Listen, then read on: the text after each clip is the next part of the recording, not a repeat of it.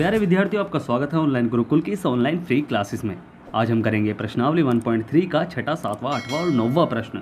बहुत आसान प्रश्न है, बिल्कुल डरना नहीं है। इससे पहले हमने पहले से लेकर 5th तक सभी प्रश्नों को आसानी से सॉल्व कर लिया है और उन्हें समझ भी लिया है। जो हमारे चैनल पर नए हैं वो पिछली वीडियो को हमारी प्लेलिस्ट पे जाकर देख सकते हैं, या फिर मैंने उन वीडियो की लिंक डिस्क्रिप्शन बॉक्स में भी दी हुई है, आप वहाँ जाकर भी इन वीडियो को देख सकते हैं। और चैनल को सब्सक्राइब करना बिल्कुल ना भूलिएगा। नीचे सब्सक्राइब का बटन दिया होगा ना, तो उस पर टच कीजिए, साथ ही साथ बेल आइकन को ऑल पर सेट कीजिए, ताकि आपको आने वाली लेटेस्ट वीडियो की नोटिफिकेशंस मिलते रहे। ठीक है, तो चलिए जल्दी से शुरू करते हैं। प्रश्नावली 1.3 के सबसे पहले हम करेंगे छठा प्रश्न। इसमें दिया गया कि P/Q जहाँ Q बराबर नहीं हो जीरो के रूप की परिमेय संख्याओं के अनेक उदाहरण लीजिए। यानी P/Q की हमें एक परिमेय संख्याओं के उदाहरण लेने हैं बहुत सारे, जहाँ जीरो नहीं होना चाहिए हर। जहाँ Q और P पूर्णांक है जिनका एक के अतिरिक्त अन्य कोई गुणनखंड नहीं है, यानी कोई और दूसरा गुणनखंड नहीं है, यानी वे कट नहीं रही है, बिल्कुल सरलतम रूप में है। ठीक है, और जिसका शांत दशमलव निरूपण है, यानी दशमलव प्रसार जो है ना वो शांत है। क्या आप यह अनुमान लगा सकते हैं कि Q के कौन कौन से गुण अवश्य संतुष्ट करना चाहिए, कि Q के किस गुण को जो है वो शांत दशमलव के लिए संतुष्ट करना चाहिए? तो चलिए यह हल करते हैं इस प्रश्न को। तो प्रश्न को ध्यान से पढ़ा जाता है, बस वही क्वेश्चन आधा सॉल्व हो जाता है कि P/Q की रूप की परिमेय संख्याओं के अनेक उदाहरण लीजिए जहाँ P और Q एक पूर्णांक है जिनका एक के अतिरिक्त और कोई गुणनखंड नहीं है। यानी ऐसी हमें संख्या लेनी है जो सिर्फ एक से कटे और किसी से न कटे, यानी बटे के रूप में हो, एक से कटे। जैसे मैं आपसे कहूँ कि 7/2।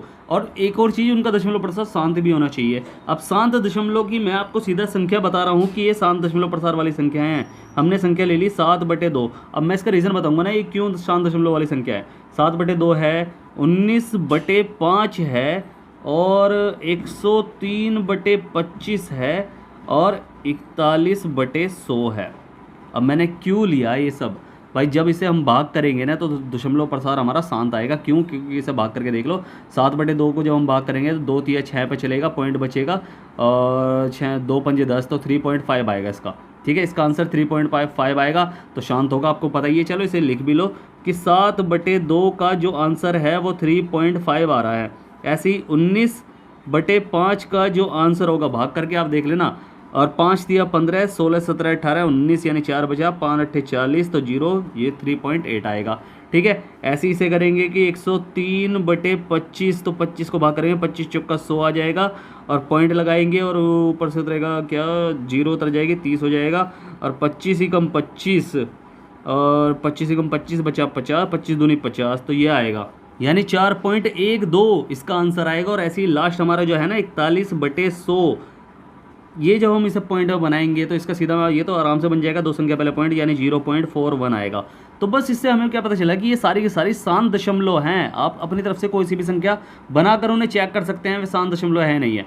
ठीक है, तो हमें ये पता चला, हमने ये प्रूफ कर दिया कि ये शांत दशमलव हैं, ये संख्याएं, ये परिमेय संख्या है। ठीक है, तो ये परिमेय संख्या शांत दशमलव है, तो हमें ये पता करना है कि इनके हर में ऐसा कौन सा गुण है जो ये शांत दशमलव है, जो हम आसानी से पहचान सकते हैं कि शांत दशमलव है। अब आपने देखा यहाँ तो 2 है हर में, यहाँ क्या है 5 है। अगर इसके गुणनखंड करें 25 के गुणनखंड, तो क्या आएगा, 5 पंजे 25, 5 पंजे 25 आएगा, यानी 5 गुणा 5 आएगा। और इसके गुणनखंड करें तो 2 पंजे 10, 10 धाम 100, यानी 2 गुणा 2 गुणा 5 गुणा 5 आएगा। यानी 2 गुणा 5 के रूप में अगर आपको हर में मिल जाए तो वह, यानी जिसके गुणनखंड, हर के गुणनखंड 2 गुणा 5 के रूप में है, तो वह क्या होगा, वह शांत दशमलव होगा। ये हमें पता चला है। तो बस इसे हम यही रीज़न देंगे कि चूँकि 25 के जो अभाज्य गुणनखंड है वो है 5 गुणा 5, तथा 100 के जो अभाज्य गुणनखंड हैं, 100 के अभाज्य गुणनखंड क्या है, 2 दूनी 4 पंजे 20, और 20 पंजे 100, ये हैं। तो हमें इससे क्या पता चला कि हम इस निष्कर्ष पर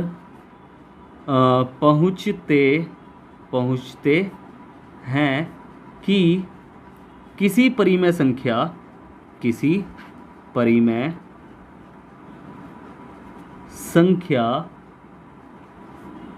का दशमलव प्रसार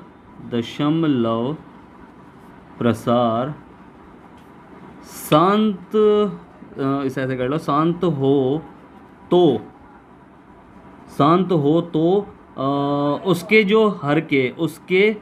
हर के अभाज्य गुणनखंड किस रूप में होते हैं, गुणनखंड 2 गुणा 2 या तो इसे कर लो 2 या 5 या 2 गुणा 5। भाई हमने इससे क्या बताया, 2 गुणा 5 के रूप में भी है, 5 के रूप में भी है, और ऊपर 2 के रूप में भी है और 5 के रूप में भी है। तो 2 होना चाहिए हर में गुणनखंड के रूप में, या तो 2 होना चाहिए या फिर खाली 5 होना चाहिए। इसे केवल भी कर सकते हो आप कि गुणनखंड केवल केवल 2 या 5 या 2 गुणा 5 के रूप में होने चाहिए या होते हैं, ऐसा कर सकते हैं हम। ठीक है, तो यही हमारा आंसर है, यही हमें बताना था। ठीक है, अब करते हैं अगला, यानी सेवंथ में हमें क्या दिया गया है। सेवंथ में हमें दिया गया है कि 3 ऐसी संख्याएं लिखी जिसके दशमलव प्रसार अनवसानी अनावर्ती हो। 3 ऐसी संख्याएं लिखिए जिसके दशमलव प्रसार अनवसानी अनावर्ती हो। तो उत्तर नंबर 7 हमारा क्या है, खाली 3 संख्या लिखनी है। तो बस अनवसानी अनावर्ती क्या होती है, यानी उसकी आवर्ती नहीं हो रही होती है, यानी उनके ऊपर वो डंडा सा जो लगा होता है ना, वो नहीं होता। तो हम क्या करेंगे कि अशांत अशांत या फिर अनवसानी अनवसानी अनावर्ती दशमलव संख्याएं बस अपनी तरफ से बना दो। फर्स्ट आवर्ती नहीं होनी चाहिए, बस आपको याद रखना है। अगर आप आवर्ती लिखोगे तो वहाँ गड़बड़ हो जाएगी, आवर्ती नहीं होनी चाहिए। आवर्ती का मतलब क्या है कि 0.1001001000, इसमें बस देखो कोई सी संख्या बार बार रिपीट नहीं हो रही, वो हर बार चेंज हो रही है। 01 10 100 1000 तो ऐसी चलती जा रही है, ऐसी बढ़ती जा रही है इनका हिसाब। तो यही अनवसानी अनावर्ती यानी जिनकी आवर्ती नहीं हो रही है। आवर्ती वाली कौन सी होती है कि जैसे 0.4 लिख दिया और ऊपर डंडा यानी 4 4 4 4 4 चलता जा रहा है, तो ये आवर्ती वाली हो गई। आवर्ती वाली नहीं लिखनी है। तो बस इसे अगला भी कर लेंगे, इसका सेकंड वाले में क्या दे रखा है कि भाई तो सेकंड में भी हमें एक और बतानी है संख्या। तो 0.12 कर सकते हो, 112 कर सकते हो, 111 कर सकते हो, और ऐसे ही ये चलती जा रही हैं। और बस इस तरह आप ये भी कर सकते हो। और लास्ट हमारी जो थर्ड बच रही है, थर्ड भी आप ऐसे ही कर सकते हो। ये हो जाएगा कोई सी भी एक संख्या बना सकते हो कि 0.01 02 03 04। तो ये कौन सी हो गई, ये अशांत हो गई जिनकी आवर्ती नहीं हो रही है, यानी अनवसानी अनावर्ती। ठीक है, तो बस अब देखते हैं अगला प्रश्न।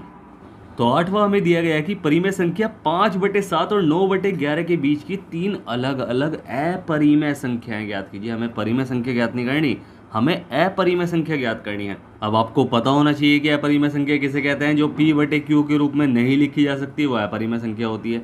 ठीक है, तो हमें क्या करना है, हम 5/7 को पहले दशमलव रूप में से बनाएंगे। 5/7 को जब हम दशमलव रूप में बनाएंगे ना, तो इसका आंसर आएगा, 7 से हम भाग करके देख लेंगे। 7 से 5 को भाग करके देख लो, जो भी आंसर आएगा तो वो आएगा 0.71428 और ये रिपीट होती जाएगी ये। ठीक है, तो ये आंसर आएगा। इसे जब हम पॉइंट में बनाएंगे तो ये आंसर आएगा, ये इतनी संख्या यानी 1 2 3 4 6 संख्याएं रिपीट होंगी बार बार। ठीक है, और ऐसे ही हम करेंगे किसे 9/11 का, तो 9/11 हो जाएगा। इसे भी जब हम भाग करेंगे तो हमारा आंसर आएगा 0.81, ये रिपीट होगी।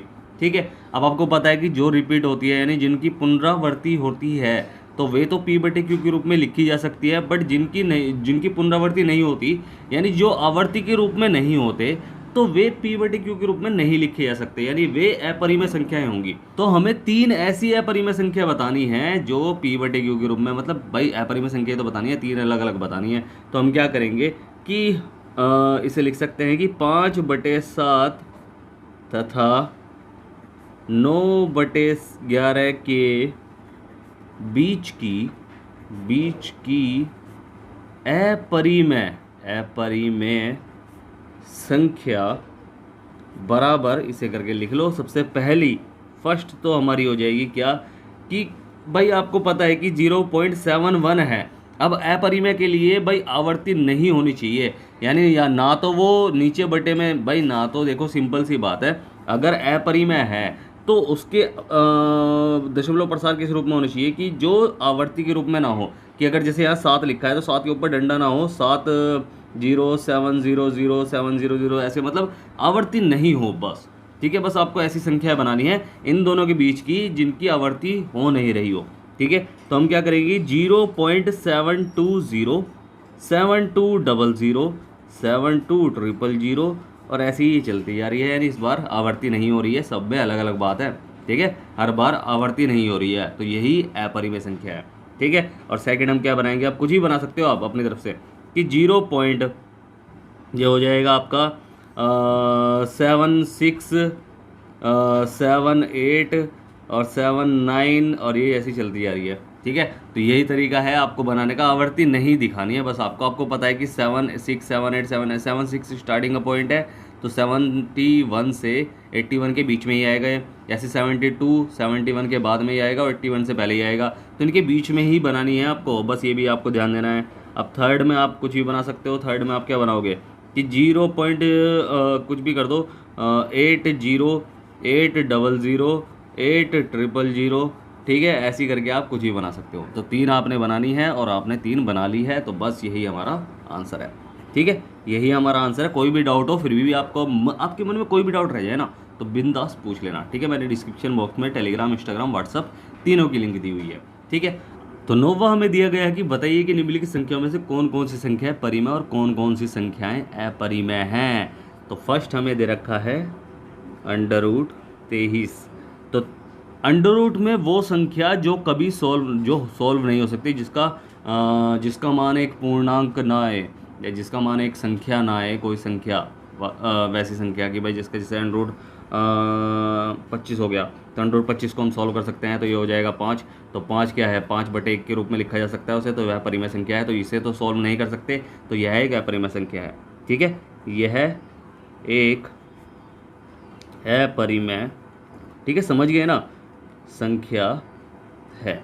ठीक है, और इसका सेकंड हमें दे रखा है, सेकंड हमें दे रखा है क्या कि 225, √225।